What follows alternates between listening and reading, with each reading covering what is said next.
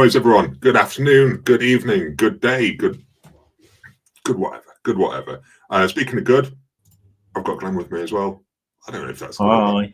How are you doing? I'm all right. How are you? Yeah, I'm not too bad. Not too bad That's at all. all right then. It's going off in the comments tonight. Going off. You've missed off. Lots of...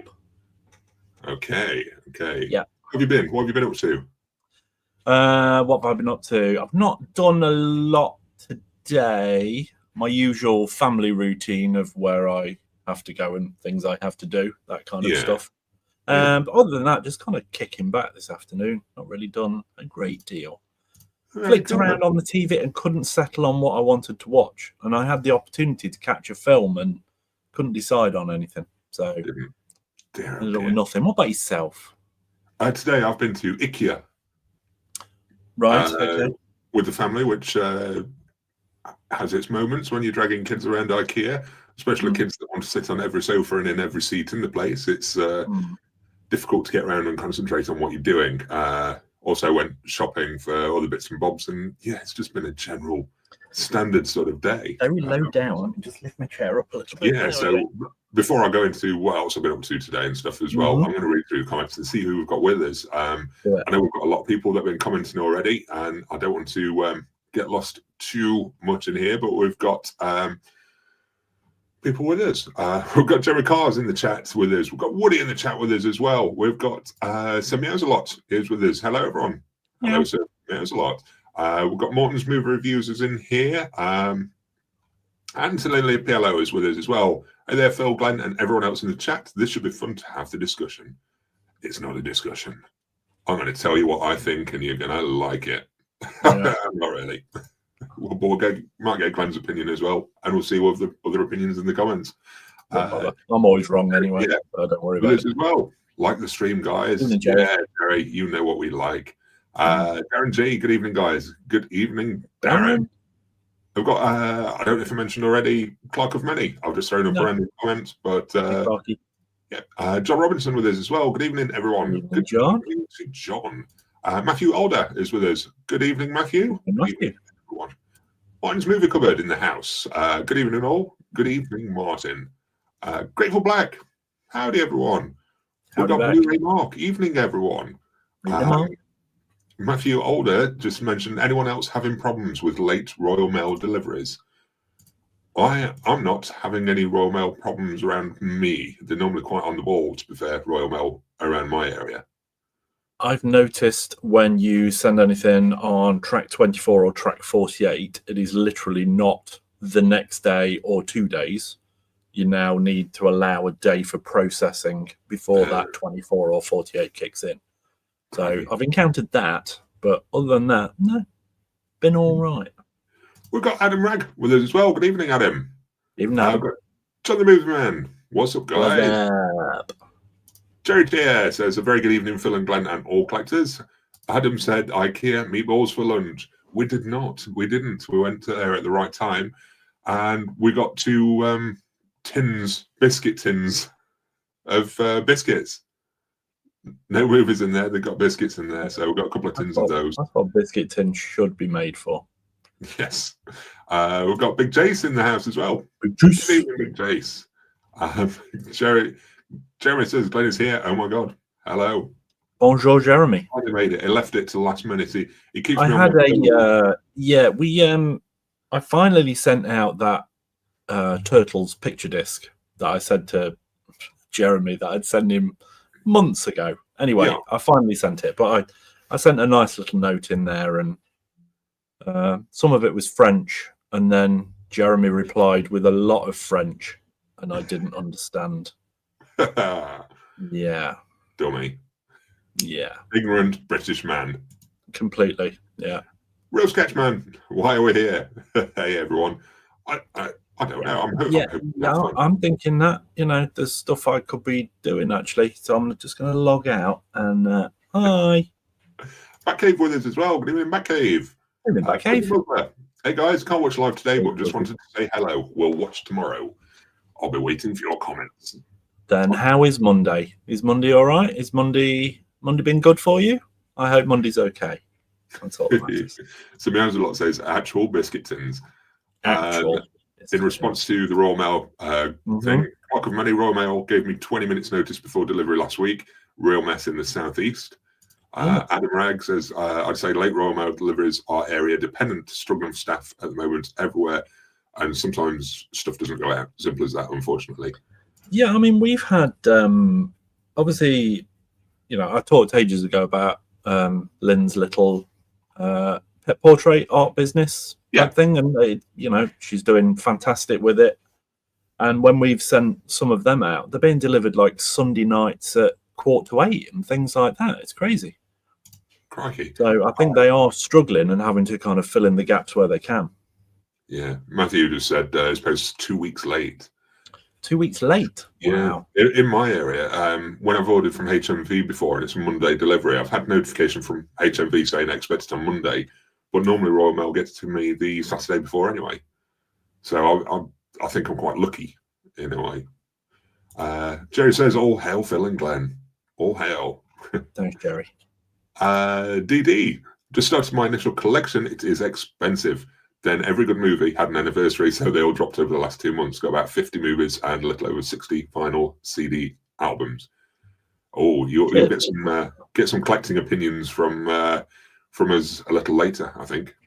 From you. I don't have says there's a problem with Germany Post as well.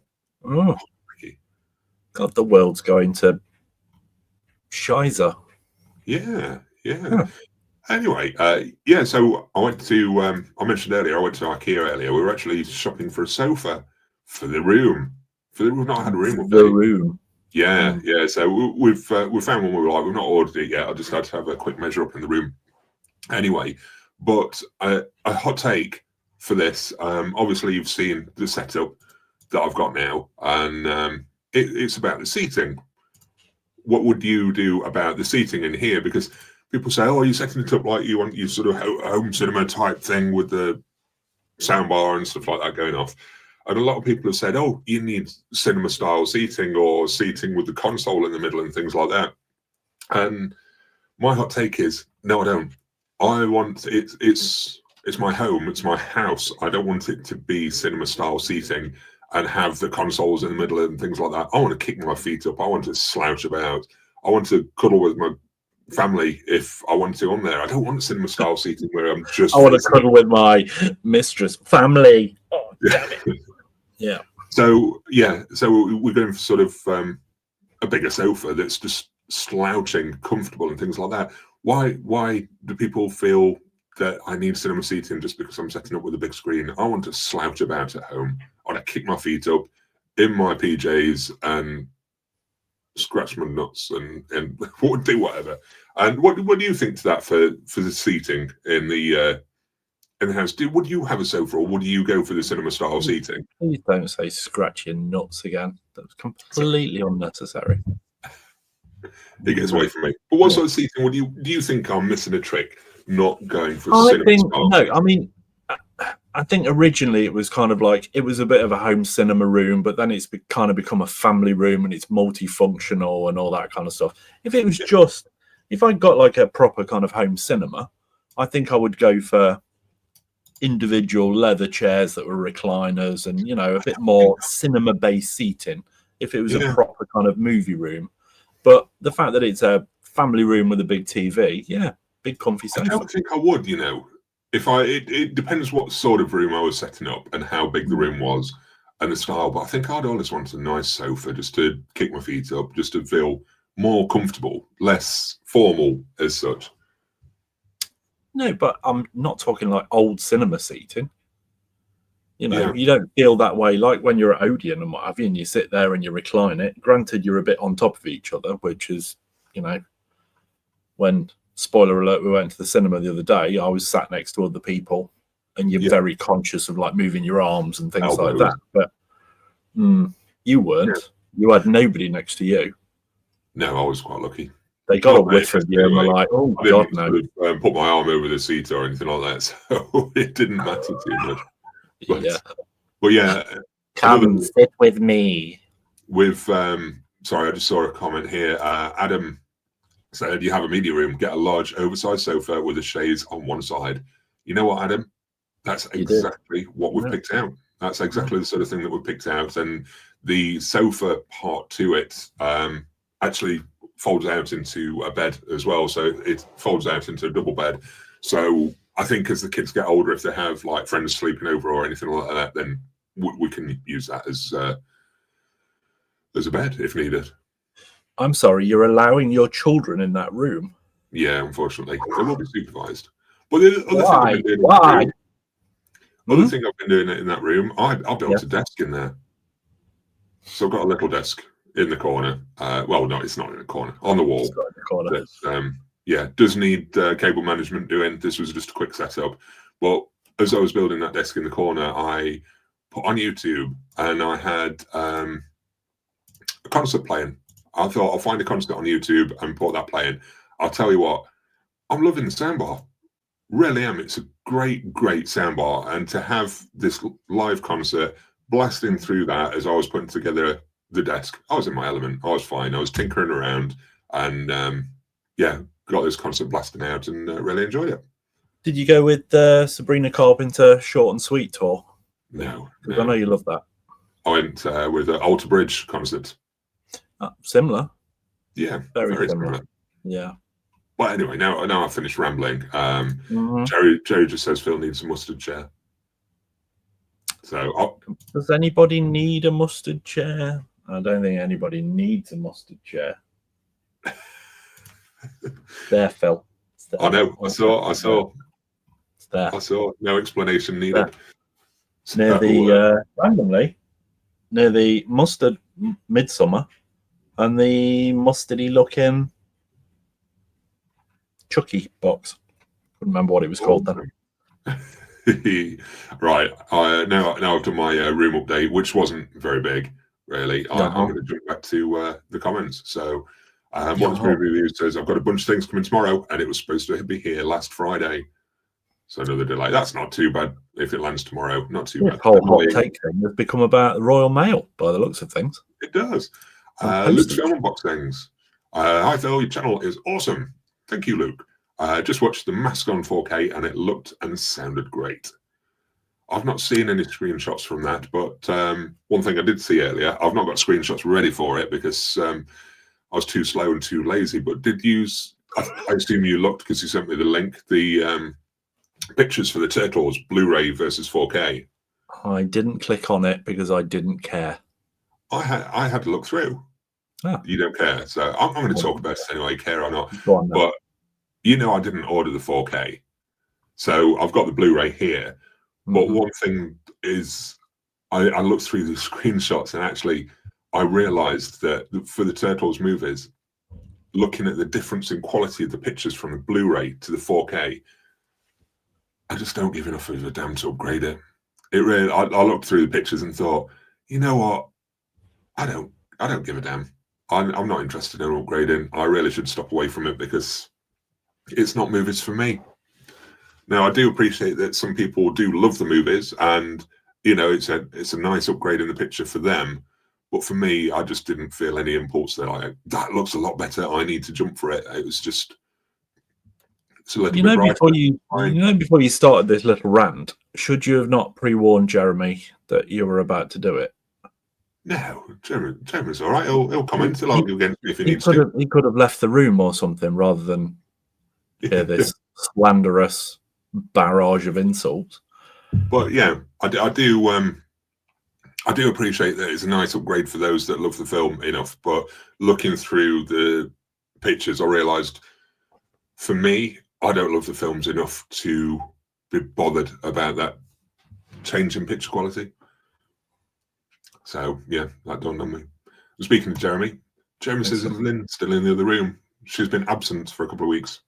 She didn't watch last week because one of our dogs is scared of fireworks, and for some reason idiots around here were letting fireworks off, so she had music blaring to drown out the fireworks. So we did miss her last week, but I believe she's with us this week. Somewhere. She's hiding. Or maybe she's under the patio and I'm just trying to cover the fact that Possibly. she's no longer. DD says, I found Phil's channel because I was trying to understand why some people hold on to things they don't like, and connected with the having a curated collection vibe Phil started a series on.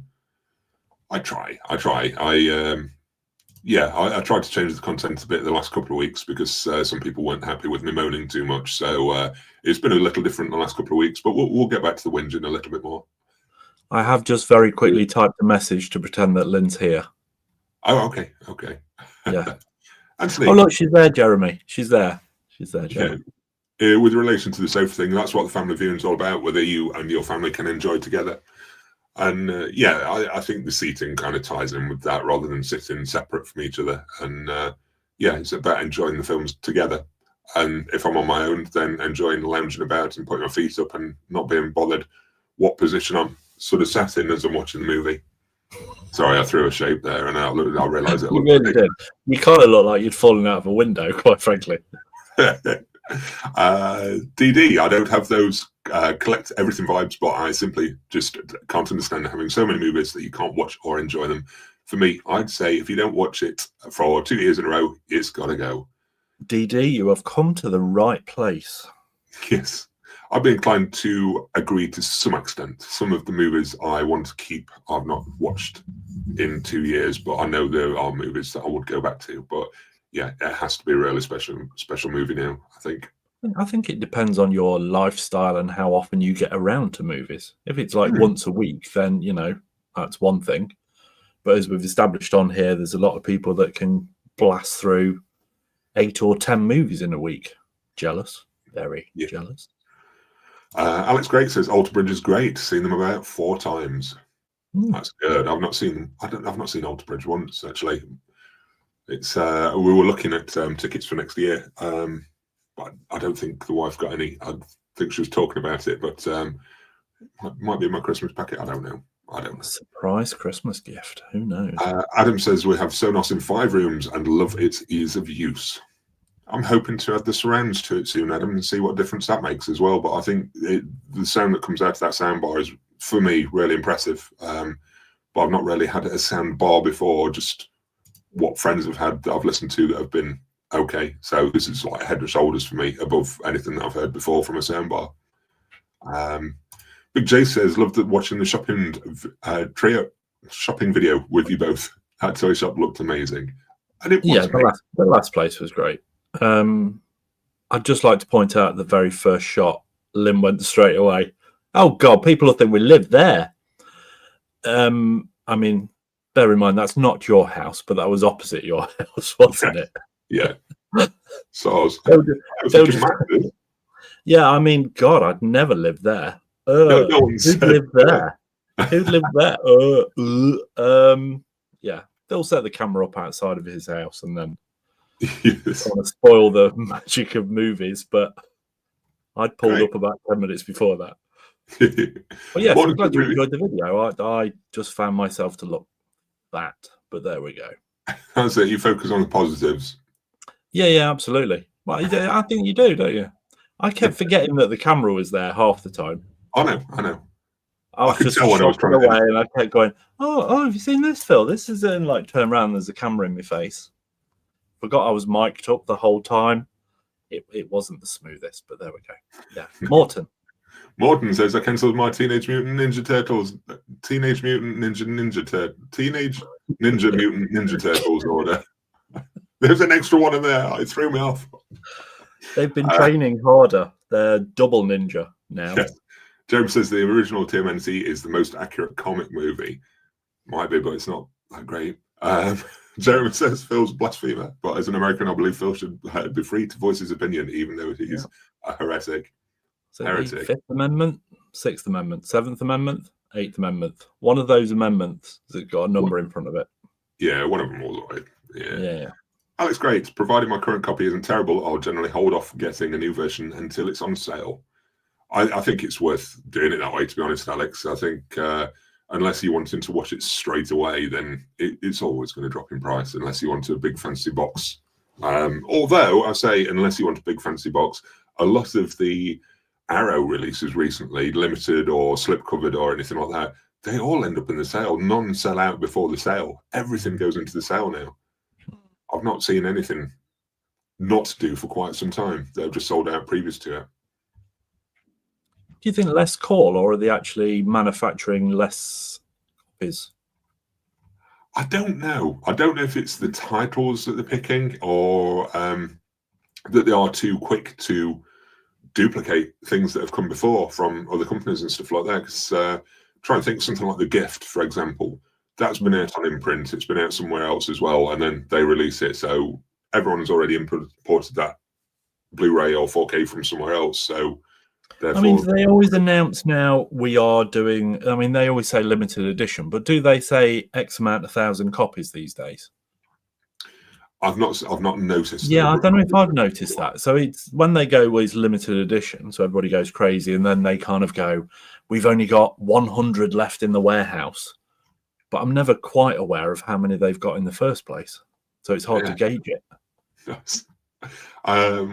We've got Cinema San with us as well. Bit late in joining, just got back from the cinema, so good excuse. Definitely. Yeah. What did you go and see, Cinema San? Tell us that. And was it good? Yeah. Darren G, I bought Broken Arrow on Blu-ray from CX. Your video inspired me. Oh, you took Arrow.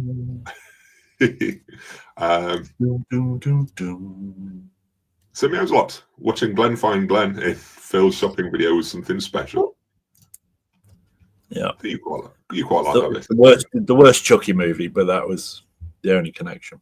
Yes.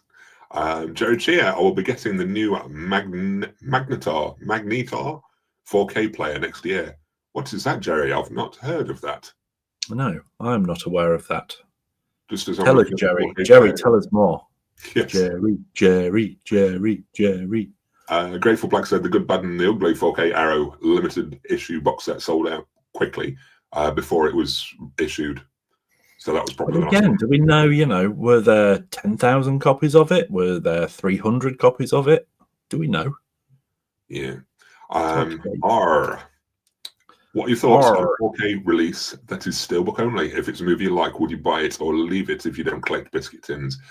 Honestly, that annoys the absolute everything out of me. It really grates me now because I don't collect. I've tried to actually avoid steelbooks and having things released steelbook only, like Panic Room, like some of the Disney TV shows. It frustrates me because they put a premium on these things, charge twice as much as they should, and limit it down.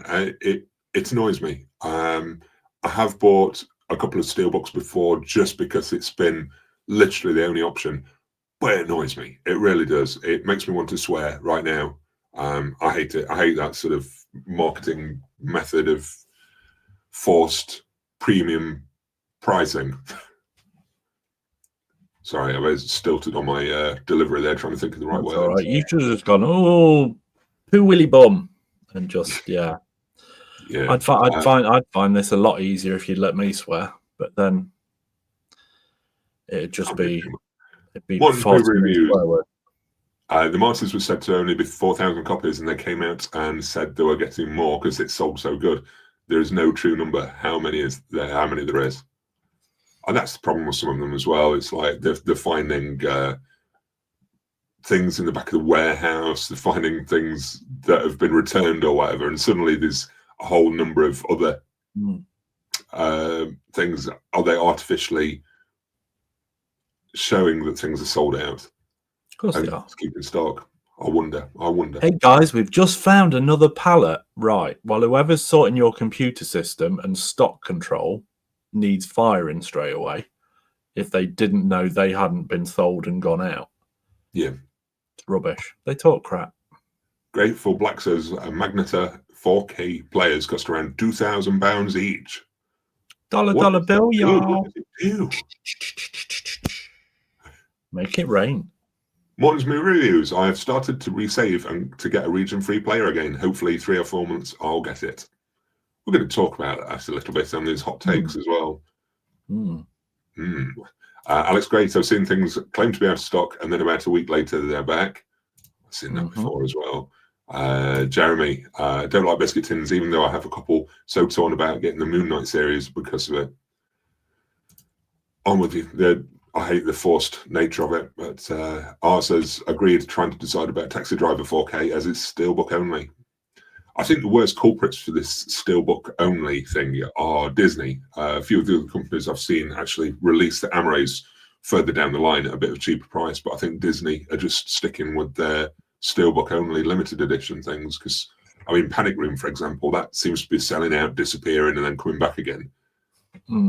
Pre-orders are back for a December release for another wave of the steelbooks. It's frustrating. With all the Star Wars stuff, I don't get why they're just doing steelbook only, other than to make more money. Because their Marvel stuff, you know, that's coming out in a normal Amarais and things. There's no reason for it. They're not suddenly stopping doing Amarais. So I don't think the TV shows are. I think the TV shows they're steelbook only as well. Yeah. It's frustrating. But anyway, I'm going to jump us on. Do you want to go into topic of the week, or do you want to go into what we watched first, or anything like that? It's up to you. Don't mind. Good. I'm glad for your input. You're welcome. So, the topic of the week. That was good. Thanks. Yeah, we're just going to go on for hot takes on things. So we're not going to dwell on things too much. I'll keep trying to skip back to the comments and see what we've got, because these subjects we could rattle through. So the first one, I've got a hot take. I've put, is there such a thing as too much physical media? Yeah. So if you want me to shout out, I think there is. Yeah, I agree. As you know, I've put it in my videos before. Collectors, they like to collect, obviously, but it causes so much hassle with space, with budget, with money, with everything. And the thing is, the things that you really care about when you've got a massive collection, they sort of disappear. They're like a needle in a haystack. Your priority things, your best, your favorite, they sort of disappear with the masses of everything. So I think when a collection gets too big, I think it is too much. I think you lose sight of the things you actually care about because you've got too much. And yeah, it falls into then addictive behaviors of collecting and things like that. But yeah, I think there is such a thing as too much physical media. I was going to use the word that you just used, which is addiction. And I genuinely think the collecting thing is the addiction. It's not necessarily what you're collecting. You kind of get in that mindset of, oh, that's something new, I want it. Oh, that's connected to something that I really like, so I want that. And it gets you that way when actually, I'm, you know, I sound preachy and I don't mean to be at all, but I'm finding the more and more I sell, the less I own, the less I need. And it is the complete polar opposite of where I was 5-6 years ago, where I was just, oh, what movie can I buy this week? I'll buy that. I've got 5 movies this week coming in, and I have a list of all the pre-orders coming out and what have you. And I've just gone so far the other way. But yeah, it is an addiction. It's the collecting aspect. And like I say, it's not necessarily what you're collecting. Because I think we start kind of broadening what we're collecting. It becomes not about the films that we love, it becomes about films in general. And then it becomes things connected to those films, books, T-shirts, posters, blah, blah, blah. And it kind of becomes this all-encompassing thing that is just too much.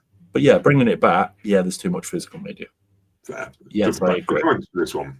Okay. Jeremy Carr, yes, time versus life and collection versus space. Absolutely. Clock of money, the longer you stay, the more you pay. Yeah. Jerry Chia, the fear of missing out is alive and well. And that's, that's one of the things when you collect a lot, you've always got that fear of missing out, that fear of that one little thing that could be missing. And I think if you do collect all or do collect a lot, that fear of missing out is definitely more intense because you don't want to miss that one thing out of the many other things that you have. I think people that don't collect as much don't tend to have that fear as much. I don't know what you think to that. Do you think the fear you want more? Yeah, I mean, I'll have that. It's there for a brief moment now, before it'd be kind of like an Arrow announcement week or something, and it'd be oh yeah, I really want that type of thing, and then you'd order it and things like that. And now I still have that moment going, oh, I used to really like that film, and then I think there's a reason it's not in my collection already. And this kind of weird rationale sensible side, which is really quite boring, quite frankly, but that seems to kick in stronger than the need to purchase things these days. Yeah. Real Sketchman, yes, one can amass too much. Our curiosity never ends, but one needs to learn to be realistic and own what they actually like. I think that's the key as well, just owning what you actually like, because you see my videos, you know I buy things for the sake of a collection, a franchise collection or a direct collection. And it's been silly just gathering things that I don't particularly like, but I wanted them as part of a collection because I wanted it all. I wanted to be the ultimate collector or whatever. Says, yeah, Glenn, it is the collecting. If I stop collecting movies, I'll end up collecting something else. And I think that's what happens with me sometimes as well. I stop collecting movies for a bit and then grab other things. Jerry says in the past about, collecting also collects debt and things like that. It's kind of, it's a spiral, isn't it? Yeah, Jerry, yeah, the dopamine hit from getting deliveries is real. It is. It's the dopamine hit from ordering as well. You get it from ordering, get it from the delivery, you get it from opening it. It's all dopamine based, really. You order it, you get the Amazon thing to go, it's 8 stops away, and you're going, 8 stops away, and you have another lot, 5 stops away, 1 stop away, I'm the next customer, and then it comes through the door, and you open it up, and you go, it's brilliant, and you put it on your shelf. Yeah, Real Sketchman says movie libraries need to become personal again. Yeah, 100%. Yeah, I think that's what I've been trying to say in some of my videos as well. It's like, let your collection show your personality, your tastes, your passion, really. I don't want it to show everything, just what I enjoy. John Robinson says, yes, there is such a thing as too much, and that's what I have. It's honest, John. It's honest. If that's the way you want to collect, then that's something else. But this is how we want to collect. Our hot takes are probably not what you want to hear all the time. But if you choose to have too much or choose to want to have that mass library and own the most things, then that's the way you choose to collect. I mean, everyone's different. Everyone will have their own ways and their own needs as well. Yeah, but I think, your channel and kind of what I potentially bring on a Sunday is just a different opinion, a different approach. And it's not going to be what everybody wants to hear, because the collecting community is very much kind of, look what I've got this, look at this haul. And it's all about the consuming rather than the kind of stepping back and going, are we actually consuming too much? Yeah. Yeah. The other thing is as well is the people that will collect all this lot and just to have it, not to watch it. They just collect it to have that box on the shelf, because the amount of things that I see on the groups that are people selling part of their collections that have just sat sealed and that have just bought it because it's part of second sight limited edition collection, or it's the numbered edition from Indicator, and it's just sat sealed on the shelf and not used. It's sad. But anyway, next one. I'm going to let you hit out on this one first, Glenn. Are limited editions a rip-off? Yes. I get it from a business point of view that a company will put something out as a limited edition because they know it will create, as we've mentioned, FOMO, and they're guaranteed to, well, not guaranteed, but there's more chance of them selling that title. It'd be interesting in a kind of an alternate world whether you could kind of release a film as a limited edition, but then it be released in the same world, not as a limited edition, and you could see what the sales were like. Because I guarantee those limited edition ones, the figures will be a lot higher. Because, like you say, there is that FOMO thing.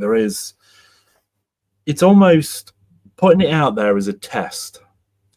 Are you a real film fan? Well, if you're a real film fan, you're going to want this because this is a limited edition. And only special people can own this. Only the real hungry, the true fans will own this. You need to own this. If you don't own this, are you a fan? I don't think you're a fan. And it compels people, it pushes people, doesn't it, into purchasing. They are a rip-off. the company are not necessarily their titles, but their the way they do things, which is a word that I can't think about at the moment, is Second Sight. Yeah. I love the fact they do a limited edition box set. They then do a standard amaray of the 4K. They do a standard amaray of the Blu-ray. Yeah. And they give you that option. They're all out on the same day. Guys, we want you to have this film. It's entirely up to you which one you go for. Yeah. You want to go for the one with the book and what have you? There you go. If you're not bothered about the book, here's your other option. And we're not going to make you pay through the nose for it. That should be the standard across the board. One company that's really stuck out for me recently, I think it's one company anyway, of absolutely rinsing people. Even though I like the company, I think they've done some amazing box sets and amazing releases.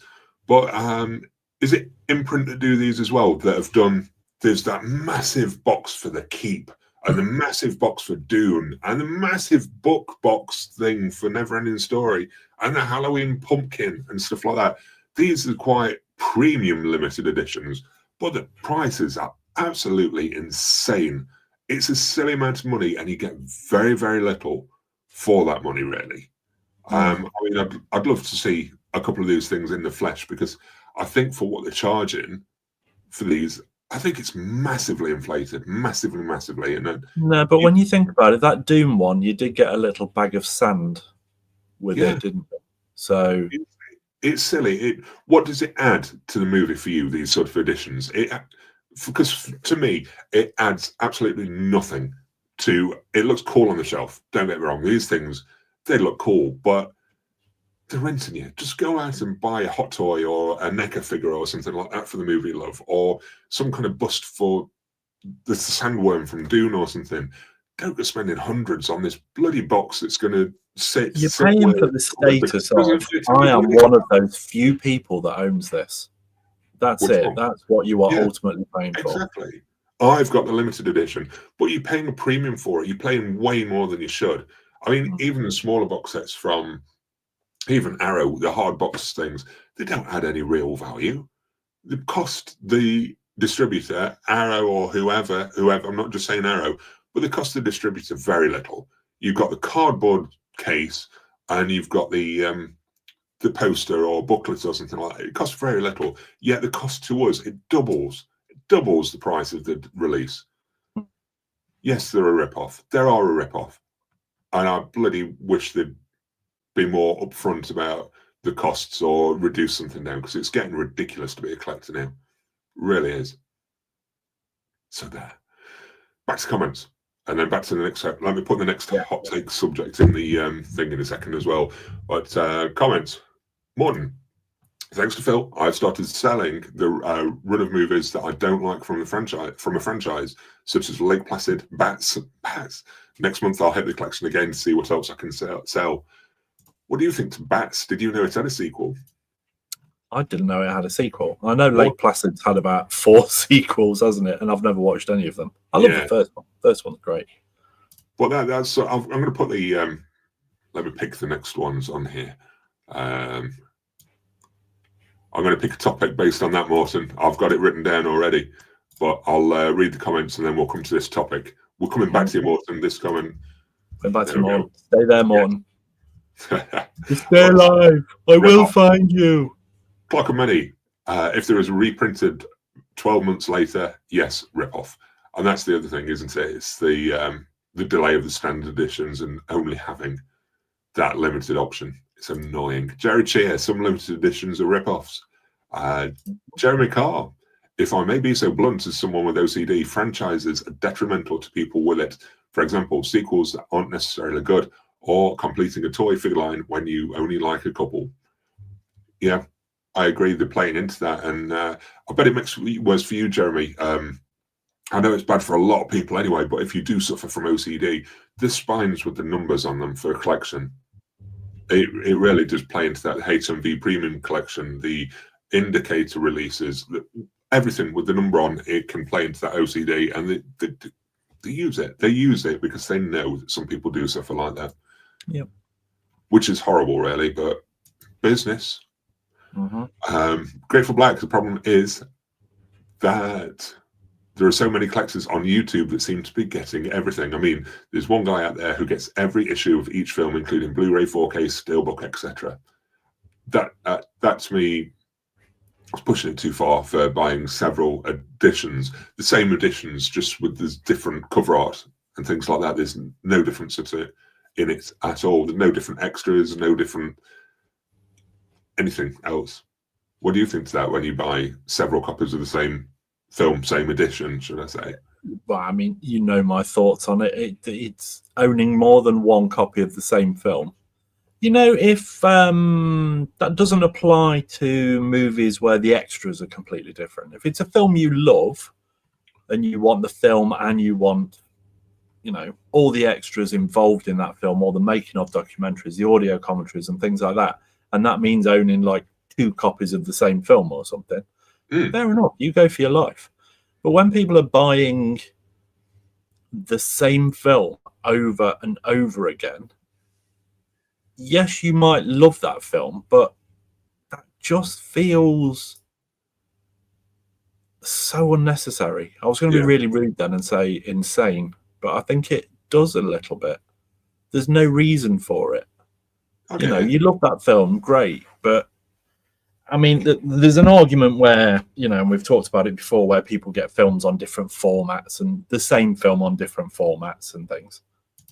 But again, are you going to watch that same film on a different format, you know, throughout the year and stuff? I don't think you are. How shall I watch it today? Shall I watch the really nice 4K one, or shall I watch the VHS, or shall I watch the Laserdisc, or shall I watch the DVD? I don't think you kind of do that. Maybe people do. Maybe I'm just so out of touch with the collecting community. Who knows? Adam, also too much churn content versus true cinema. I've purchased way less in the last 3 years. I agree, Adam. I agree. Especially with the streaming movers that are just churning out content for the masses. Yeah. I mean, what's the latest? So many things are hitting streaming so quick these days. You know, like 4 weeks later after the cinema, they're an option to be viewed then, and you can just keep going back to it as well.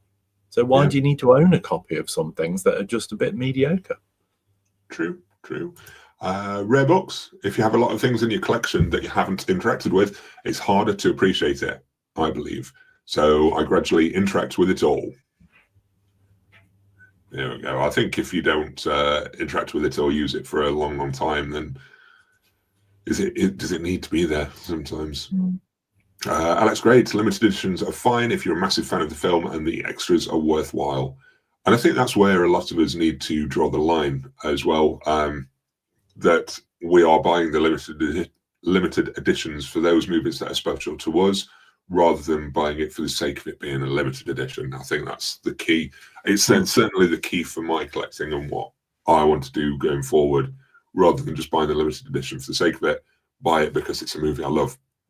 And that's the thing. I think there's a real thing of people just buying something because it's a limited edition and assuming because a company said, look what we're bringing out. Someone like Arrow or, you know, Criterion's not a thing because they're not limited edition in that respect. But if Arrow brings something out, you kind of hope and think that, well, maybe it's a good title if Arrow's actually pursued actually bringing it out. So, yeah, I'll definitely get the limited edition of it. Yeah, but you probably don't need to. No. What crap have you had in your collection that you've just really sold that have come from Arrow and you're like, oh, Arrow are releasing it. It's got to have some kind of... some sort of quality to it. And you go, that wasn't great. Adam Ragg. It's definitely the collecting that's addictive. I've had to sell a lot of my games collection over the past year, and I do feel now that I'm needing less, like you said, Glenn. There we go. Slot Professor. I've always collected something. The trick I've learned is to have an aim and stick to it. Yeah. It's nice. I think we all probably have. I don't think this is kind of something new that, you know, we started in our 30s or something like that. I think we've always collected as kids, you know, whether that's... And things as kids are kind of sewn in there to generate this kind of collecting mindset, you know, whether it's like sticker books or something like that. Panini sticker albums. I mean, you got a Panini sticker album for virtually every film that was coming out, or whether you were into football or something like that. But seeing as we're all physical media collectors, I'm guessing not a lot of us are into football. Probably a generalised comment, but there we go. What's that? Yeah. What's that? Jerry Cheer says, to be honest, the latest Back to the Future editions at 50 quid each are a rip-off. Absolutely agree, Jerry. Absolutely agree. £150 for the three of them is just a joke, an absolute joke. I've not got Back to the Future 4K yet. I do. It's one that I would like to get 4K, but I'm not paying 50 quid each. No way. DD says, limited edition purchases should be something that you proudly display and has serious meaning to you. If it's going to sit on the shelf just because it's just base, yeah, if it's good. Whatever, I've just lost completely on that one. If it's just going to sit on the shelf, just because. Yeah, I think something you proudly display is one thing, but I think so many things that people do buy just end up being display pieces and aren't actually used for their true purpose. Whether that's a film and you watch it, a book and you read it, whatever, it just sits there and takes up space rather than being what it's for. Mad Dog's with us from Australia. Good evening, Mad Dog. No worries, Mad Dog. Darren G says, "G'day, mate. Lovely." Darren G says, there are only so many old films I want in my collection, and it won't be thousands. Not everything has rewatchability. And that's the thing I'm keeping in mind now with how I'm collecting, because it's something that a film that a lot of people love.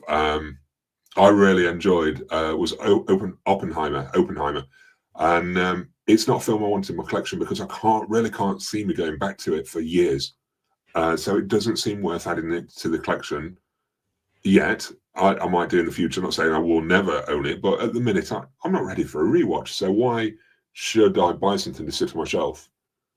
And also, by the time you actually feel like rewatching that, it'll be like on Amazon Prime or something. True. Prime Video, just streaming away, sat there ready for you to watch. True. Anyway, sorry if I'm missing comments. I want to hit another subject that I've posted up on here already.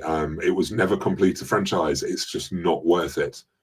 For me, this is something I did a video on a while ago, and it's something that I'm not long since considering, but I always used to try and collect complete franchises. I'd want the box sets or the full lot, but now I'm realizing that no, it's not worth collecting a whole franchise because I'm never going to want to watch all the sequels. Maybe one or two of them, but certainly not all of them. No way. It's not worth collecting a full franchise just for the sake of completing it, because let's face it, sequels, they suck, generally. What do you think to completing franchises? Have you done it in the past? Because I know I have with a lot of films. I've done it in the past. How is your Fast and the Furious collection, by the way? I've not got it. It's a physical Fast and Furious collection anymore. Not physical. Not physical.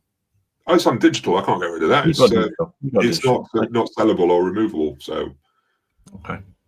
Yeah, it's like Expendables. What about the individual ones you liked? That's all. But yeah, exactly. It's like the Expendables. I had, well, before the fourth came out, I had the first three, and I realised I'm never going to watch 2 or 3. If I'm watching Expendables, I'll watch the first one. That's the only option. So why bother owning the rest of them?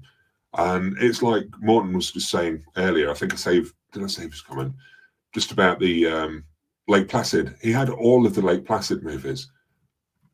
Are you going to watch any of the other Lake Placid? If you think I want a giant croc film, are you going to go for Lake Placid 3, or are you going to go for the first Lake Placid, or Alligator, or something else which features a giant Rogue.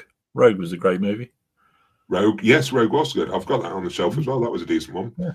So it's never going to be Lake Placid 3 or 4, is it really? I think it's not, is it? It's like the Indiana Jones movies. I own 1 to 3 because they're the only ones that truly matter to me. Yeah. If I'm going to go back to an Indiana Jones film, it's never, ever going to be Dial of Dysentery, which was just awful. It was a kick in the teeth at any... How Harrison Ford thought that was a good idea to do that, I've no idea. But anyway, that's a whole new show that we could do just on that movie. Yeah, I've split things apart numerous times before now. But yeah, I was just collecting kind of you know, you like 1, 2, and 3, and then you don't particularly like 4, but you like 5. Well, you need to own 4 because otherwise it's a little weird on your shelf, isn't it? Just 1, 2, 3, and 5. Do you find yourself rebuying box sets? You know, when you buy a franchise, you've got like 1 to 4, and then there's a 5th movie released, so it sits separately. But then they release a box set that's got all 5 in, and it looks a nice, pretty box set. Do you find yourself replacing those sort of things, or have you done in the past? If you want all the movies. I mean, have I done in the past? Maybe. I don't think I have, if I'm honest. No, like I've got the Daniel Craig Bond films. I've got 4 in a box and then 1 singular. The Mission Impossible movies, I've got 5 of them, and then the next ones are separate. But like with them, they've kind of gone right off the boil. I've not bothered buying the new one. I won't do. Yeah. The True Films Function. But yeah, going back through them,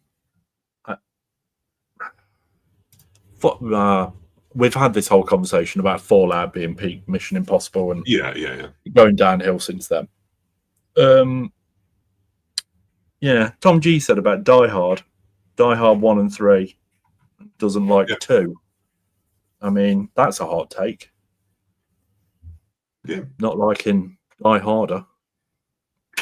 Yeah. Anyway, Woody, I bought The Northman on Blu-ray this week. Watched it and sold it because it's something I won't watch again. Apologies to anyone who might be offended. No offense, if it's not a movie that you're going to go back to, then don't keep hold of it. Some of the performances in that are awful. Really wooden. Terrible. Yes. Yeah. Just says, let's face it, do we ever read the booklet or look at the art cards? I've sold a couple of releases, sold a couple of movies, and on eBay, when I've looked inside it, the art cards are in there still, and they've still got the band around them because I've clearly not even looked at the art cards at all. I've sold ones in the past where you get like the little thin card envelope that goes over it that's got the sticky label, and I've not even bothered peeling back the sticky label. Really? And I think in my head when I purchased it, I thought, well, if I come to resell it, you know, you don't want that peeling off, do you? So what's the point in owning it? Bubblegum Tiger, can't get my words, sorry. Bubblegum Tiger indicates still really good value. They're my personal favourite company. I like that Indicator haven't drifted down this massively limited edition sort of rabbit hole like the others have with the hard boxes and things like that, really. There's the odd 1 or 2 releases, but they've not gone mad for it and they've not overcharged as much, I don't think.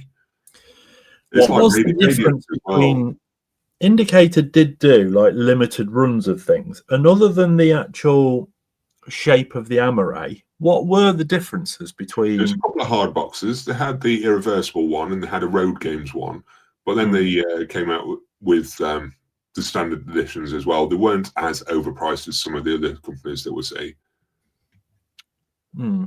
But the ones where, because the original ones that came out, the Amaray was different, so you didn't have the bar across the top. It was the Scanbo cases, so it had, rather than it having Blu-ray band at the top, it was just one case, like a DVD case. If it just and what differentiated, other than the case, what differentiated that from the then standard release that you got further down the line? I think there was a booklet in them. I think right. There wasn't much. I think it was literally a booklet. That's if they weren't the hard box editions. Eli Cortez is with us as well. Good evening, Eli. Good evening, Eli. Alex Greig says, I will admit I bought some collections which includes films I'm not fussed about, but they were either cheaper to get those than the ones I wanted individually and or were in a single case. There we go. I think sometimes it is cheaper to buy the box sets for one movie rather than buying that movie on its own. And what choice is there really? It's probably the best way to do it, to be fair. And you either rebox it or keep the set. Yeah, I don't think you're going to split the box, are you? I've thought that before. I've got a Hitchcock box set, and there's a couple of movies in there that I'm not bothered about, The Trouble with Harry, things like that. But I'm not going to sell them as individuals, because then if I ever decide to sell the box set, I've then got an incomplete box set, and I can't move it on. Yeah, Eli says that new Halloween set in the pumpkin is a rip-off, just like that Texas Chainsaw Massacre chainsaw set. Absolutely. Jeremy says, agreed on numbers on spines. Got to keep in mind, like I said, business. I think the only one I have is natural born killers. Stay away otherwise. There we go. Sorry, I'm slipping behind on the comments again. Let me put the next subject in here. Yeah, I'm going to pick this one next.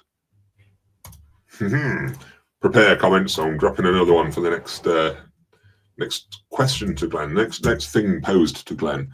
Bubblegum Tiger. I've also actually recently been buying DVD opposed to Blu-ray or 4K simply because of cost. The film is the film regardless of picture quality, and that's the main thing. Bubblegum Tiger, you have hit the nail on the head for the next topic, which I'm going to throw out to Glenn in just one moment. I've got Oki 007. I got into buying media some years ago. It used to be 12-inch vinyl house music when I was DJ'd in the 90s. Over 3,000 of those. Now addicted to buying 4K collector's editions and movies that I love. There we go. Mad Dog, upgraded doesn't mean it's going to be a better transfer. Some 4Ks are pretty poor. Yep. That worries me when I'm looking at upgrades, to be honest. I'm always a bit hesitant and tend to try and hold off for either some screenshots or some side-by-side reviews. Don't just jump straight into many anymore. A couple I have, but yeah, whether I should have or not remains to be seen.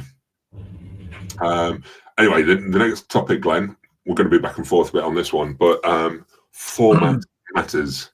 Does format matter? Whether you watch on VHS, DVD, Blu-ray, 4K, does it matter to you? Are you bothered? Because a lot of collectors, you have to have 4K or it has to be a limited edition. You tend to find that on a lot of YouTubers' channels and collectors' channels and things like that. It has to be the latest format. I disagree. I don't think format matters.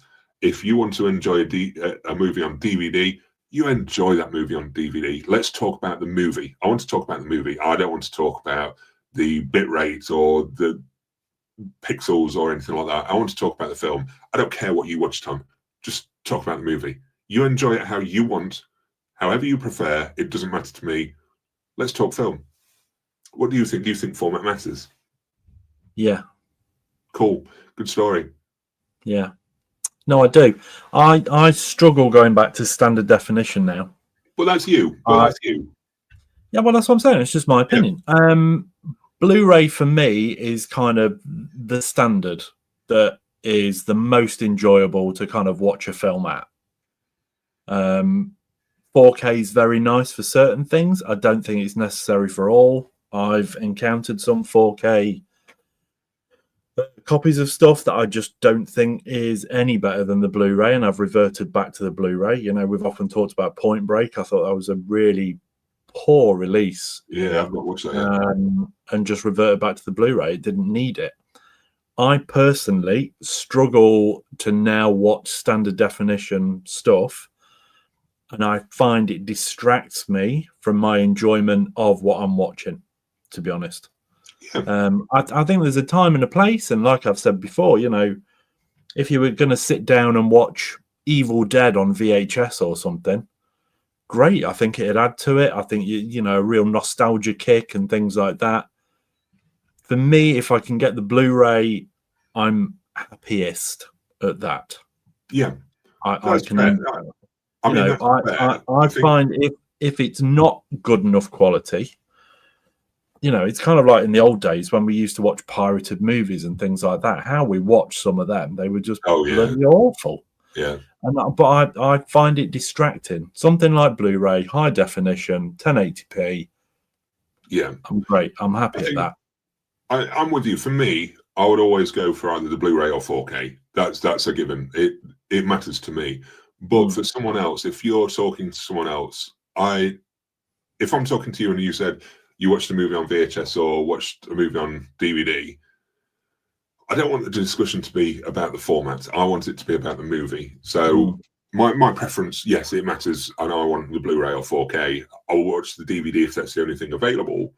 But if someone's talking to me about, I don't know, Sinners movie, and I've got the 4K and they've watched it on DVD, the format that they've watched it on, it doesn't bother me.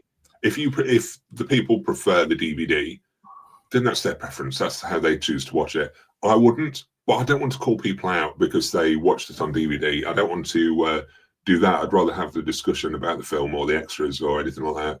Not that extras come on DVD anymore, but yeah, I think that was the main thing for me is just suit yourself, buy whatever format, and then we'll talk about the movie. You do you. I'll collect what format I want. I don't want it being forced down my throat that I must own a 4K. I will pick whichever I think is suitable for the film and for me. I don't think we do always need a 4K. I think it's not as big a step up. For me, DVD to Blu-ray was a big step up. It was quite a leap, to be honest, in pitch quality, sound quality, and things like that.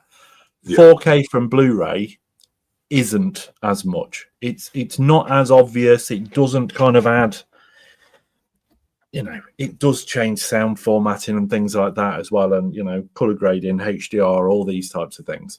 But Blu-ray as a standard kind of level is fine for me. Also, yeah. I think you go to the cinema and everything's either in HD projection or even 4K projection as well now. Yeah. And I think to watch a film and love it, and then just go out and buy a standard definition DVD of that movie, just wouldn't be something I do. If you want to do that, great, go for it. But like I say, it's not for me. But anyway, comments. Marco, yes, format matters. Blu-ray and 4K are the best, but I'd say any format that is a disc works. Never want to see a VHS again. I'm say I never want to see one again, but I've nothing against people that do. I think is my thing. D&D format matters to the beholder and what equipment you're watching the films on. Yeah. But for other, it's just money, which is understandable. Mm-hmm. Yeah, that's the other thing as well. I mean, DVD, what are they about? £10 or $10, and then the 4K $25. So you can buy like more than 2 movies on DVD for the price of one. You can buy 2.5 movies. I was going to say 2.5. You can buy 2.5 movies. Tom G, yes, 100%. It matters to me. Adam says, buy the format that suits your life and budget. So many titles that were DVD only never saw a Blu-ray. Mm-hmm. And some of those titles that were on DVD for a while, they saw a Blu-ray briefly, then it went out to print and just unavailable now. I've seen that happen a couple of times.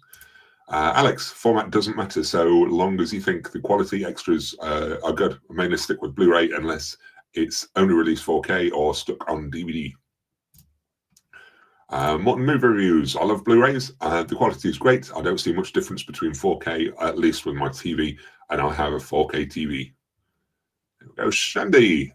Greetings, people. I'm on the way home, traveling once again. Hope others are well. We're all doing well, Shandy. Yeah. Mad Dog special features seem to have gone the way of the Dodo. So if you only buy the latest upgraded version, you often miss out on special features. DD format doesn't matter in conversation as much, but if your own experience, it's really up to you. Yeah, I think that's the difference. I think a lot of people have got to appreciate that some people just don't want to upgrade, and if they don't want to upgrade, I don't want the I don't want the discussion with them saying, oh, you should have 4K because 4K gives you this. I want to have the discussion about what we love, which is the films, really. Jeremy, gaming format doesn't matter. Playing a PS1 game on a PS5, why should it be for film? Why should it matter for film? Most enjoyable here would be the format with the best sound. Picture, I would watch a 4K at mine or a DVD at a friend's place, no problem. Yeah, I wouldn't particularly worry myself either. I don't think if I was around the friends and they put on a DVD. Yeah, if they put a DVD on, I'm not going to sit there and go, "Oh God, oh how could you?" But personally, I wouldn't buy one now. No, when it comes to setups and things like that. I mean, we're talking 4K and things like that.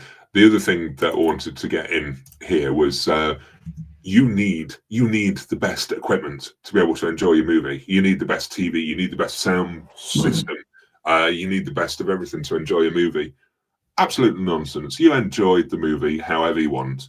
Christopher Nolan might say, in order to enjoy his latest movie, you need to watch it in a giant IMAX screen with laser projection. But if you want to watch it on your phone on your way to work, just enjoy the film.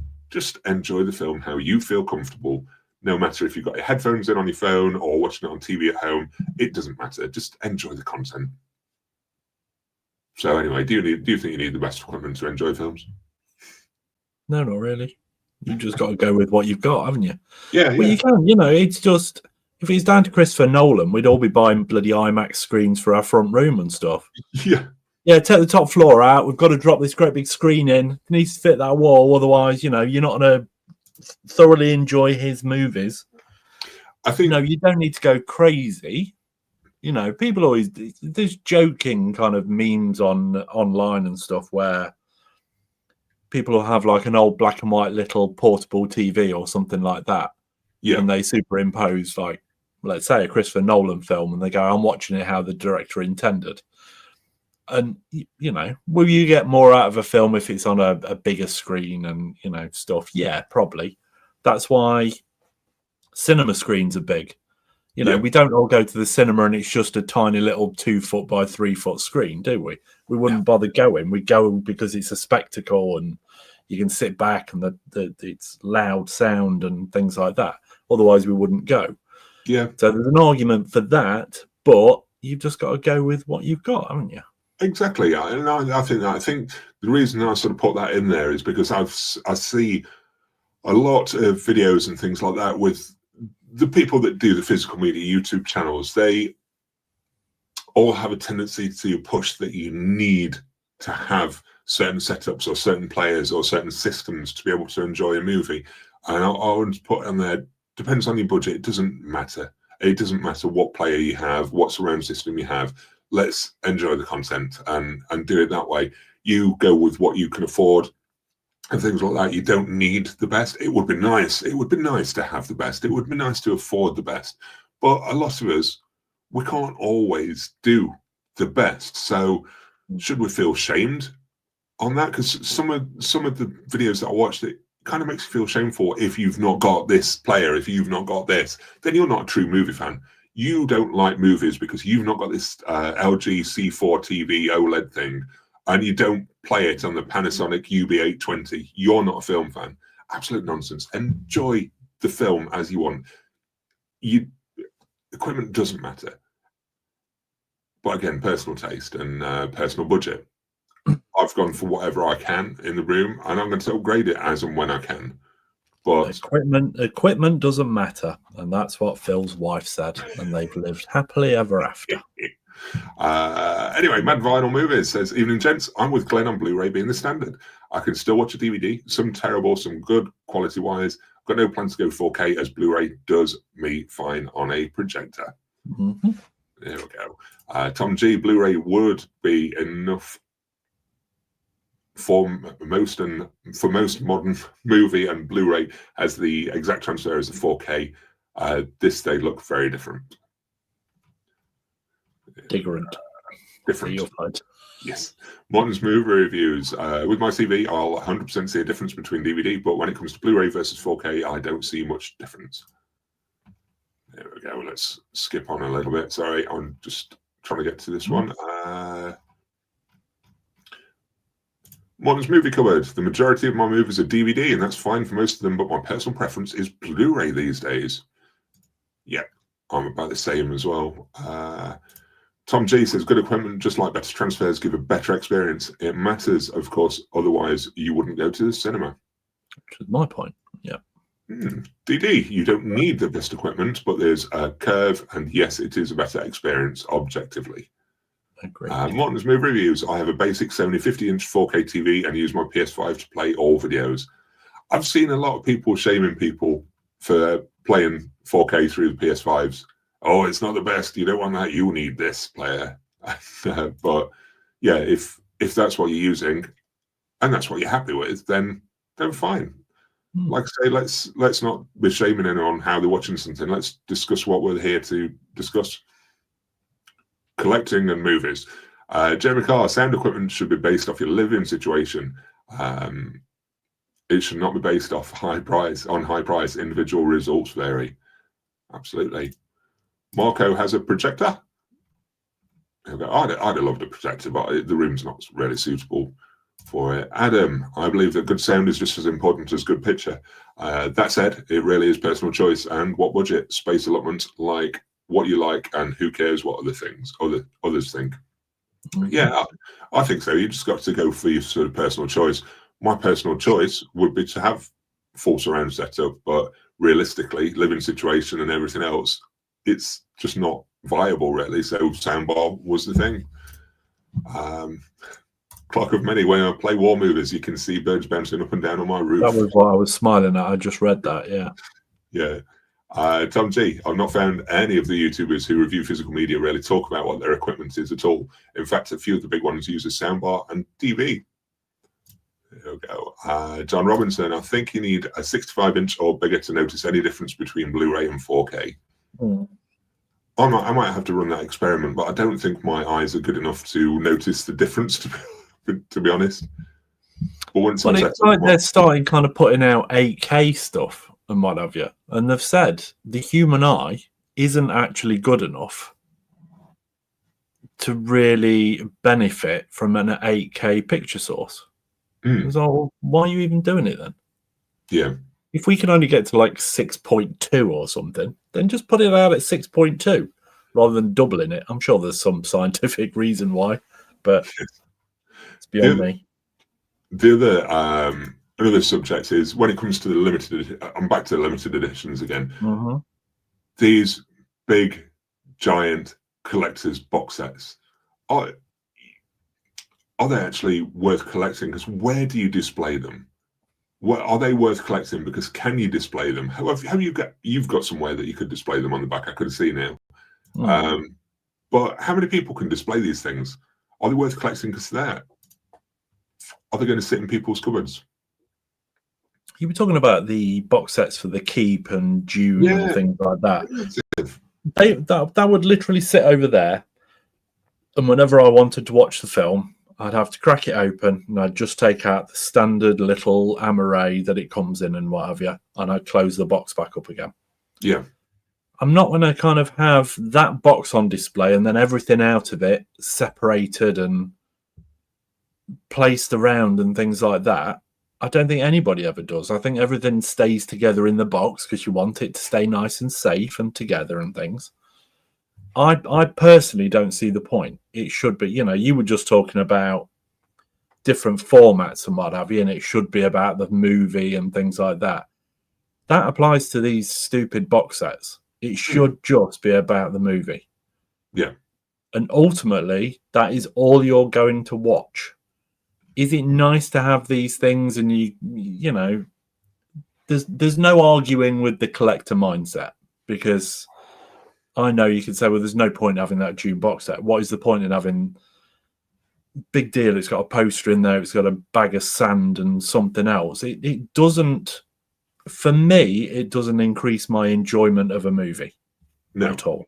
No, I do appreciate that for some movies, there are some fans that would truly appreciate these things. I really do. I think there's people out there for some of these movies that should have them, not necessarily can afford the high premium that some of them are charging, but there are people that would love them. But the way that the collecting community tends to pick up these things, it just makes it impossible for some of the right people to get them or have them. And it's just become such a business that they're just kicking out crap left and right.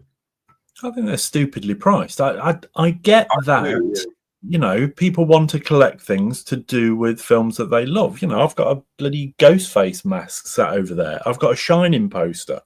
I don't need to buy these things. They don't, like I say, increase my enjoyment of the film. And I get that people want to collect things around these things, but when it comes to actual physical media, paying a premium for a company just to shove a few postcards and a folded poster in a box, I don't think is right or fair. No. I mean, you saw I did it with Boogie Nights when I bought the Blu-ray, and I forgot how much it was. it was a silly premium price, and it was literally a box and art card, and exactly the same disc that had been released already.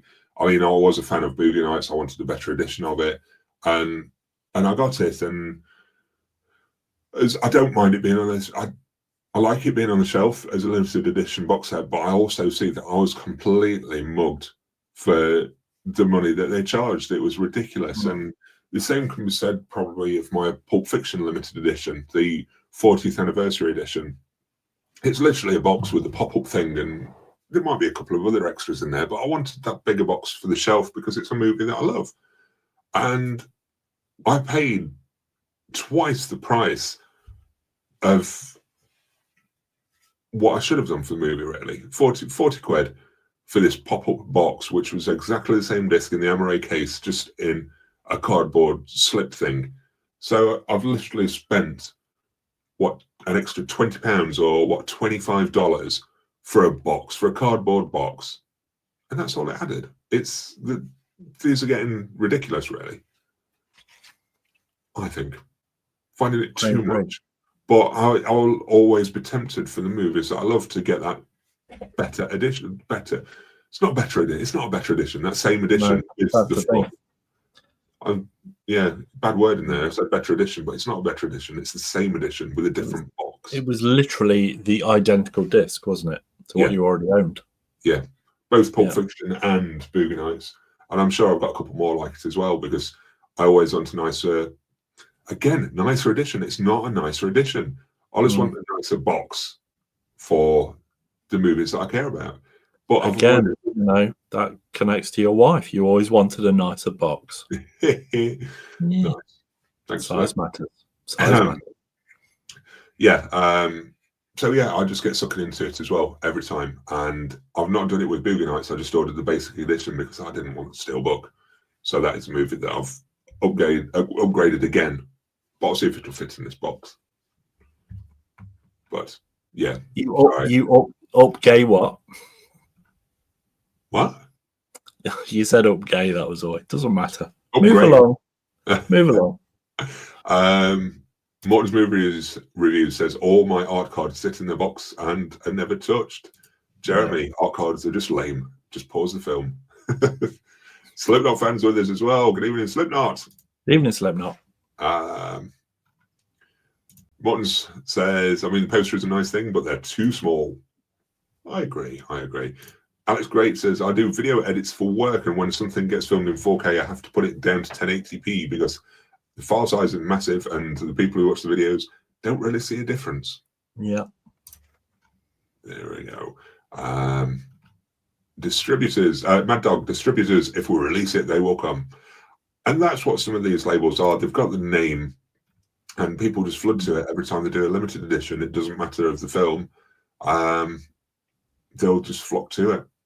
That comment's interesting as well, because I noticed today Field of Dreams 4K has just been announced. Oh, has it? Yeah. Bothered? No, it's a good film, but does that need 4K? No, it doesn't need 4K. Yeah, I did have a couple more hot topic things to cover, but I think we've covered most of them through the rest of the conversation. I got that the upgrades are always better or necessary. And we'll cover that. No, they're not always better. I think we've covered that, and no, they're not. Yeah. So I'm just going to hit a couple more comments, and then we'll get on to what we watched. R said, Glenn, top 3 Scream movies. Number 1 is number 1 for sure.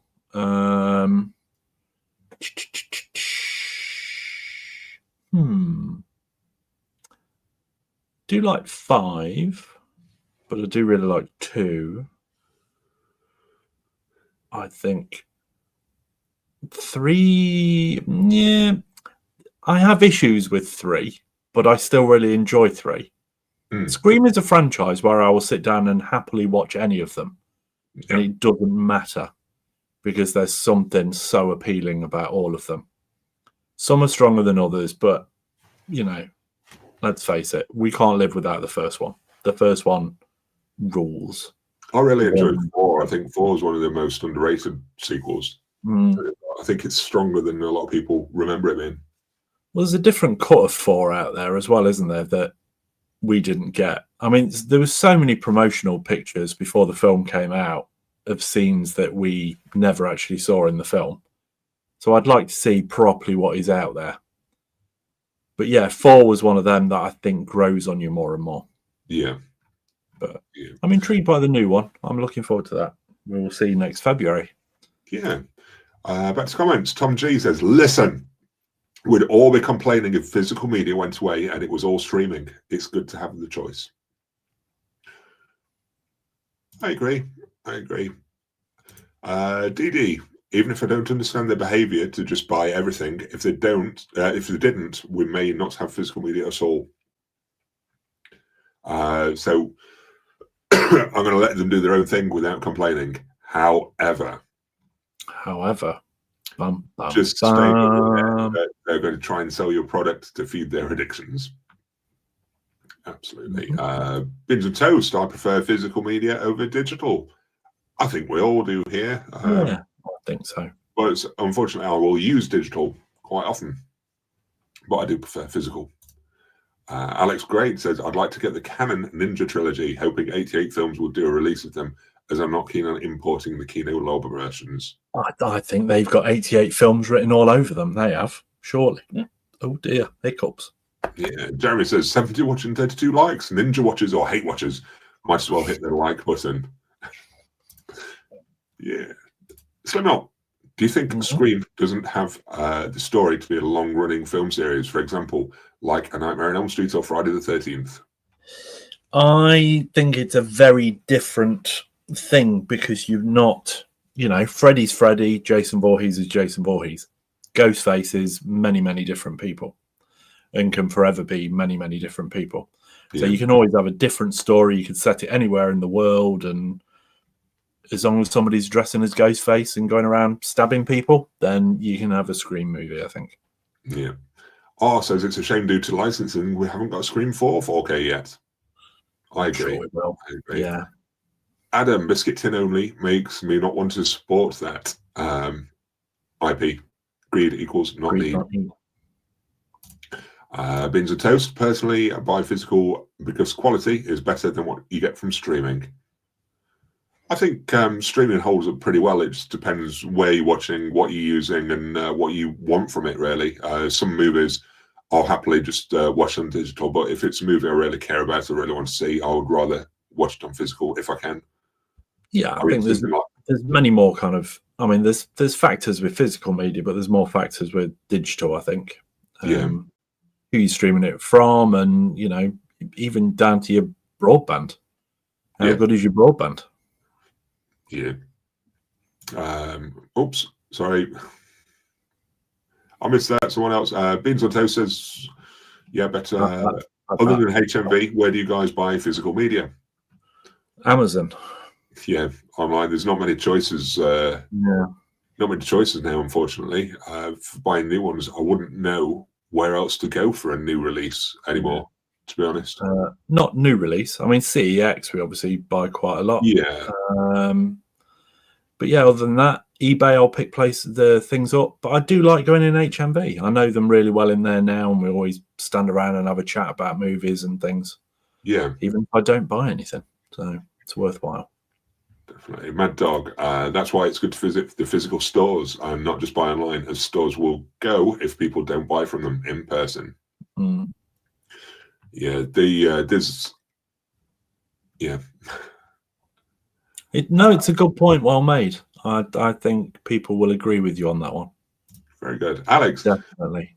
What it is with horror movie franchises and film company copyright issues. I agree. Cinema Sign. My mum's TV broke today. Now looking for a nice new one around 48-inch. Which brand is best to look for these days? Still LG. I've got LG. You've got LG now as well, haven't you? Yeah, it depends on a lot of factors, really. I think the strongest ones are LG, Samsung, Sony. But if you wanted to go budget, I'd think TCL are quite good now as well. And Hisense are meant to be pretty strong on there as well. So it depends on budget. But I'd probably go LG if I was choosing one for myself. Mm. But yeah, have a research online and see what reviews you can find and thing. But yeah, LG is very strong in my eyes. Darren G says Music Magpie is good. I do look on there occasionally, but I always end up on eBay or CEX as alternatives, to be fair. Yeah, I never look on Music Magpie, but then I'll find something on eBay, click on it, and it turns out it's Music Magpie selling it. Yeah. Stephen Lee, I was thinking of getting back into physical, but I probably won't, as one bookcase will turn into two, and so on. If I could just buy my favourites, but there would be too many. I think if you limit it to your favourites that you want to rewatch, I think that might help a little bit as well, because that's something that's affected me is films that I've enjoyed when I've considered rewatching. I thought I'm not as interested as I thought I would. As much as I like the film, I'm just not interested in a rewatch on some of them, unfortunately. Stephen Lee just says, how do you guys limit what you buy when there are so many releases? I'm trying to consider now how much repeat value I'll get from it.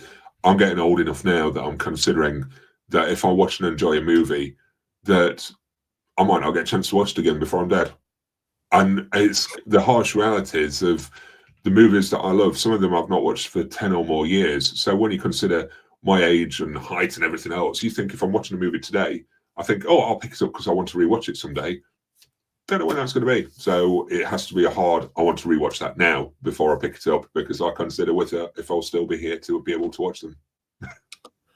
Yeah. I mean, it's quite a deep reason when you're deciding whether you're going to purchase a movie or not. Will I be dead before I get around to this? This is why I've not picked up Oppenheimer. Well, yeah. You might die halfway through it, to be honest. It's such a long film. Yeah. So sorry, I'm just flicking through the comments of the TV recommendations and things on there. Not to disagree with any of you, but yeah, Jeremy just says, feel that, Phil. True facts, death comes for us all. And it does. It's when you consider that some of the movies on my shelf I've not watched for 15 years, consider my age and everything else, it's like, right, what's my actual life expectancy versus the chance of rewatching some of these? And it sort of hits you that, yeah, a lot of these I'm just not going to get back to. And I won't get back to. So I've got to really consider when I'm picking something up, how much do I want to rewatch this now? And I'm now envisaging you getting like 15 minutes into a film and going, am I enjoying this enough? If I die straight after this, am I enjoying this enough? Do I need to put something else on instead? I mean, it's quite deep. Like I say, it's probably the extreme version of, do I need to be collecting this? But yeah. Whatever stops you from being silly, Phil. That's all that matters. Slim fan, what was your most sought after movie that you missed out on due to it selling out too quickly? Glenn. You need to answer that. That's not one that falls into me. I don't think it particularly has been. I think I thought you was going to suggest something that I missed. I was literally clearing my throat away from the mic. I don't think it particularly has been. I think a lot of it has been re-released or something like that. There's perhaps potentially a couple of Blu-rays that went out of print. Rather than it selling out, it just went out of print because no one was buying it. That are now quite expensive to pick up for films that I would want to watch again. But I'm not kicking myself or too worried about them, because there are other options. If you were that bothered, wouldn't you have bought them in the first place? Exactly, yeah. So I'm not worried about having missed out on anything, I don't think. People do go scrambling for things when they're out of print. Yeah. And it's out of print now. I'm going to have to pay 30 odd quid. Well, why didn't you bought it before it went out of print, if you were that bothered about it in the first place? You can see it reflected in the prices as well when they know it's out of print. And you look and you think, I'm not willing to spend scalper prices for this movie that I didn't care enough about to pick up in the first place. And you only know it's out of print because they put in capital letters, OOP. Yeah, OOP. OOP. Yeah. Morton's movie review says, I need to think about this next month when I pick out more movies to sell. Well, will I be dead before I get around to it? Swedish death cleaning, Morton. Look it up and watch a couple of videos on that. It's quite, we've talked about that before, haven't we? Swedish death cleaning. Yeah. what is really important to us when we pop off, whoever's left around, or just take it all down to a car boot sale or something like that. And it only matters to us, much like our opinions only really matter to us. Alex, great. To be fair, sometimes people don't know about a film release, weren't into the film at the time when films go out of print. No, I agree with that. Yeah. I'm referencing Phil chasing a film that he wants to watch again and then discovering that it's out of print. Yeah. Anyway, Glenn, I think it's time. I think it's time. It's time. Is it time? Is it time?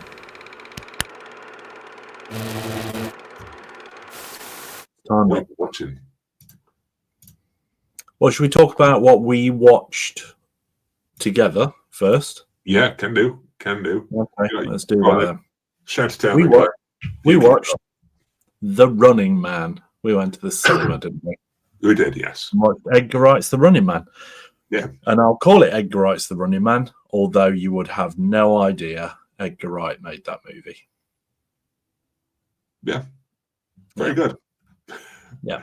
It was very mid. It was. Very middling. I think I enjoyed it more than yourself, but it's not a movie that sort of stuck with me in any way. There's no sequence that I'd sort of stuck out and said, oh, I love that section. It was really clever. There's none of that flair to it, really. Honestly, until this afternoon when I thought about doing this and I thought, oh, we'll be talking about that.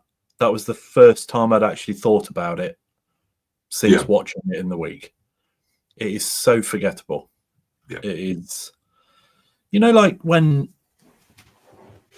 I think we said at the time, if nobody told you who directed a certain film, if you got to the end of Crimson Peak, one of your guesses would be, did Guillermo del Toro direct it? It'd be the same with Spielberg or Fincher or Tarantino or anything like that. And it's okay that directors diversify and they do different things and stuff like that, but each of those have a style. And I feel that way with Edgar Wright. If you watched one of his films, any of his films, and you were given 5 guesses at the end who directed it, chances are you would say Edgar Wright. At the end of this film, I could have reeled off 20, 30 directors and I would have no idea that Edgar Wright had done it. There was no style stamp on it at all. It was quite soulless to me. It really was. It was. I was very disappointed by it, unfortunately. Yeah, I think it went on too long as well. I think we said when we walked out. Well, you mentioned that Edgar Wright had mentioned wanting to do Running Man in the past, but I think I'd said at some point, or we both agreed, that I wondered if he'd done it as a deal to get something else financed, a deal for the studio, sort of, you do as Running Man, and we'll finance this one that you really want to do. And I sort of got that it was by the numbers for the studio rather than something that he was really, really passionate about, because I don't think much passion flowed onto the screen from him. Like, no, it felt really generic. It really did. I mean, I said to you, he normally, a lot of his films are for Universal, and this seems to be the first one for Paramount. And like I'd said to you previously, we've talked about Sydney Sweeney wants to do Barbarella, and that is owned by Paramount, and Edgar Wright is potentially the director of that. So you kind of wonder whether it's, well, we'll give you Running Man and we'll keep you sweet and we'll keep you happy and we'll put you in the director's chair for Barbarella. I don't know. It might not be that. It might, but for something that he, there was a tweet of his. Somebody had tweeted and said, if you could remake any movie, what would it be? And this was back in 2017. And he said The Running Man at that point. Yeah. So it's something that's always been on his radar. I just found it so underwhelming. Yeah. I was trying to think about it more afterwards as well, and I agree. There's not much I can come back with that.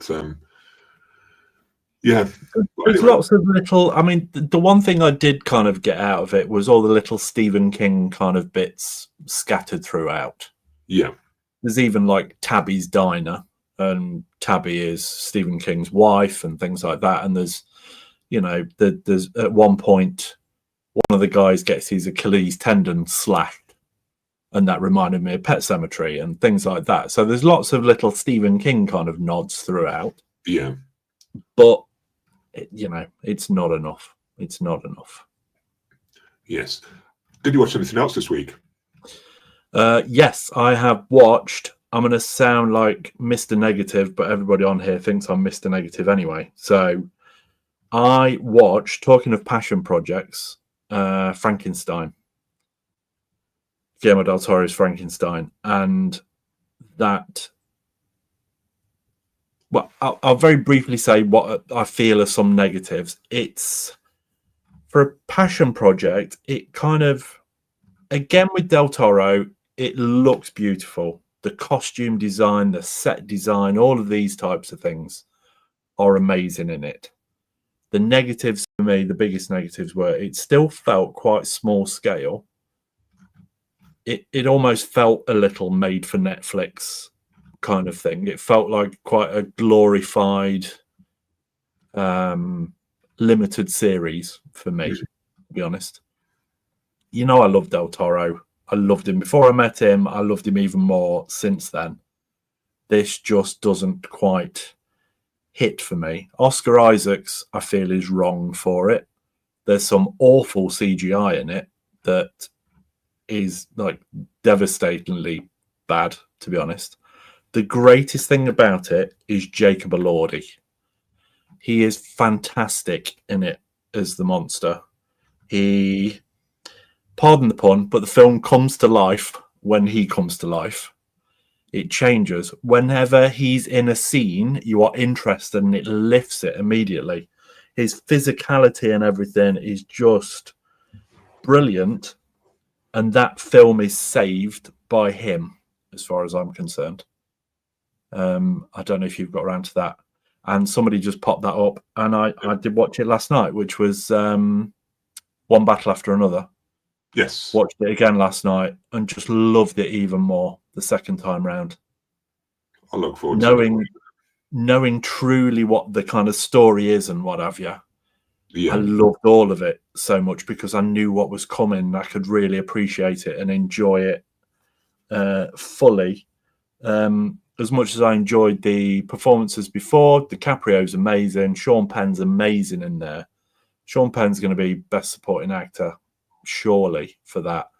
And again, that last half hour, tension, how it's shot, everything, just brilliant.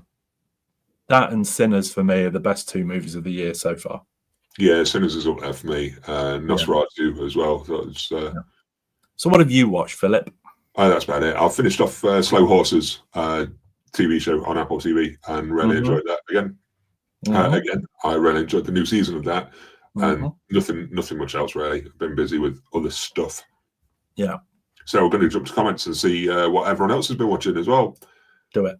Alex saw Predator Badlands at the cinema, enjoyed it, although I can see why some people didn't like it. Better than The Predator, at least. Morton's movie reviews. I watched The Rocky for the first time, but I've been watching Malcolm in the Middle and American Horror Story Freak Show non-stop. Do we think that's supposed to be Rookie? I think it might be The Rookie. I'm not sure if it's the TV show or the old Clint Eastwood. Movie. Yeah.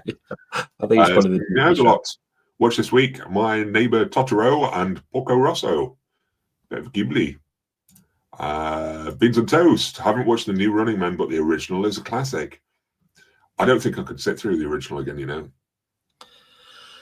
It's really weird. With the build-up to this, it was all kind of... the Schwarzenegger movie was nothing like the book, and we're going to stay closer to the book and all that kind of stuff. But actually, when you're watching it, you realise just how thematically close the Schwarzenegger movie is, really.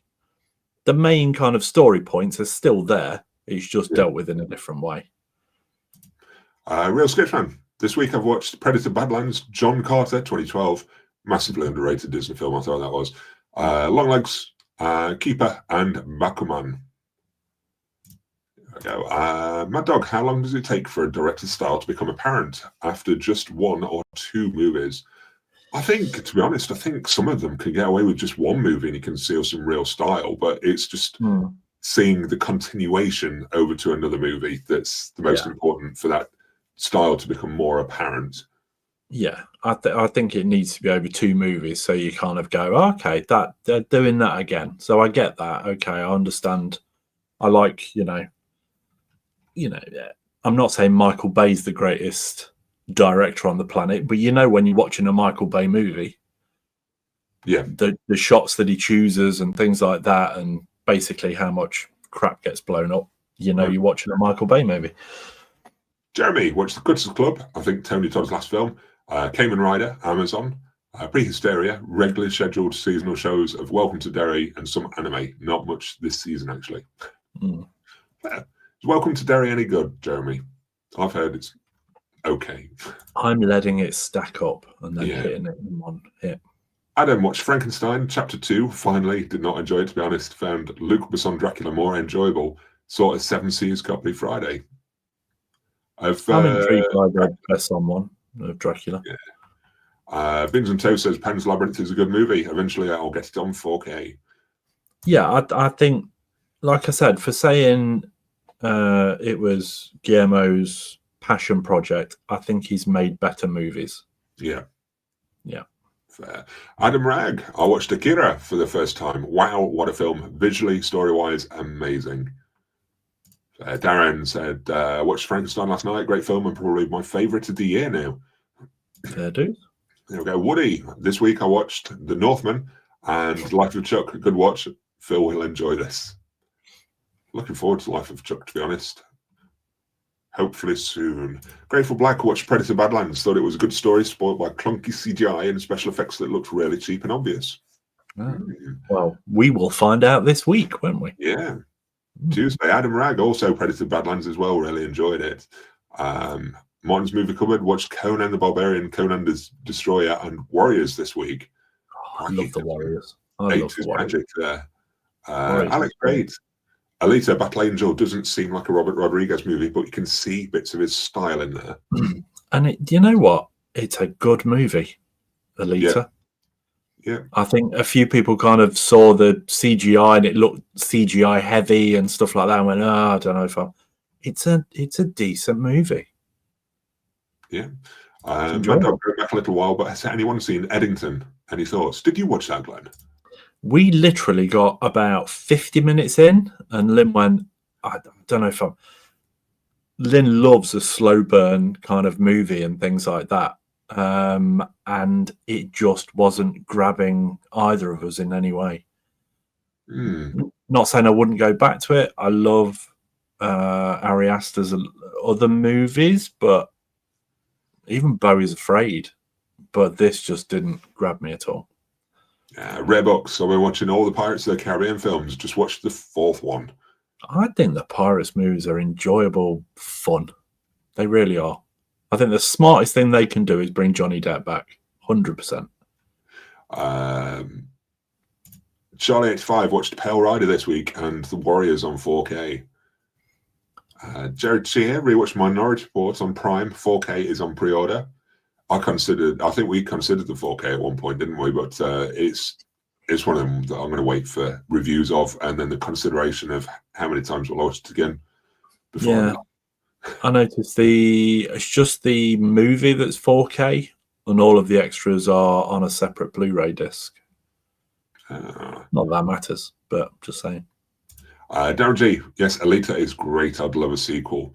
Matthew Alder, I watched Dog Soldiers yesterday. I love Dog Soldiers. Yeah, not watched that in a while. I think it's great.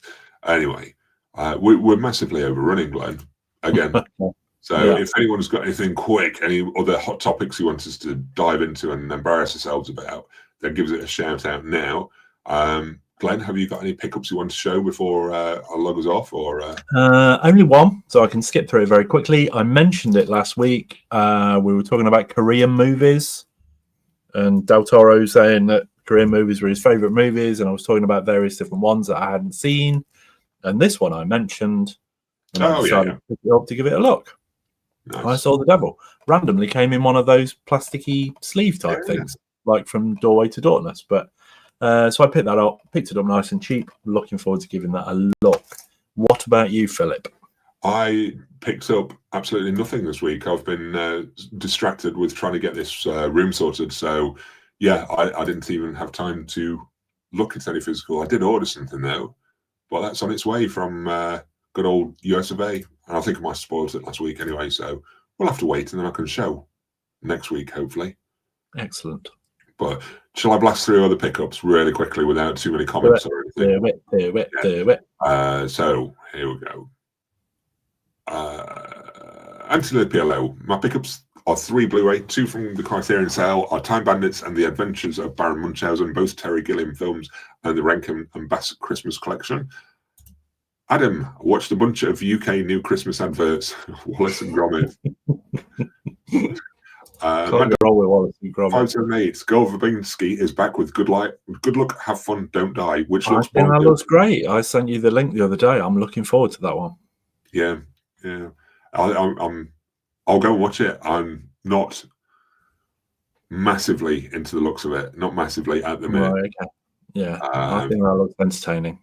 Beans and Toast. Need to grab Dead Man's Shoes. As in the film, or you like footwear of corpses? Because if you do, this isn't the place to admit that. It was a good film. I liked the film, but I don't think I would revisit it. I have done, but yeah. Jared Shear, Nobody 2, Biscuit Tin, and Out of Africa for me this week. John Robinson, Pickups, Life of Chuck, No Avengers, TV, 4K, The Mask, Blake 7, Red Planet, Nobody 2, Weapons, The Running Man, and Shin Godzilla. That's a mighty list, John. Well done. Wow, John. Congratulations on your lottery win, John, by the way. I forgot to, Morton's movie reviews. As always, I have just a few pickups that it won't fit on the chat. Darren G, Dead Man's Shoes is a great one. It's a good film. And it's local to us. My dog picks up the Cocoon movies from a charity shop at $2 each. $2 Australian. That's not bad. It's about £1. It is. Morton got Sweet Tooth season 1 to 3 for his wife. Then I got Chasing Amy, Dirty Harry collection, Tusk the Mask limited edition, Monster Squad, Ollington Road, Martin, Fright Night 2, Hills of Eyes special numbered box set, The Rookie, The Mule, and Command 2. Crikey, Command 1 and 2. 1 and 2.